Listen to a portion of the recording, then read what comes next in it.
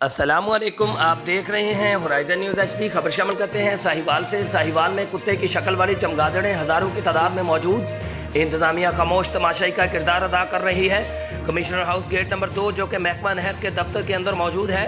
कुत्ता शक्ल वाली चमगादड़ें महकमा नहर के ऑफिस और कमिश्नर हाउस के गेट नंबर 2 के पास कदीमी दरख्तों पर हज़ारों की तादाद में मौजूद हैं। इंतज़ामिया की तरफ से शायद इंतज़ार किया जा रहा है कि ये चमगादड़ें इंसानों पर हमला करें, फिर कोई इंतज़ाम किया जाए। साहिवाल की इंतज़ामिया की खामोशी समझ से बाहर है। ये खूनखार चमगादड़ें साहिवाल में महकमा नहर के दफ्तर और गवर्नमेंट कॉलेज के कदीमी दरख्तों पर इस वक्त भी मौजूद हैं, जो कि एक बहुत बड़े ख़तरे की घंटी है। इंतज़ामिया इन खूनखार चमगादड़ों का जल्द इंतज़ाम करे, कहीं ये साहिवाल शहर के लोगों पर हमला आवर न हो जाए। Report engineer Mohammad Faheem Sarwar Kamboh, CEO Horizon News HD।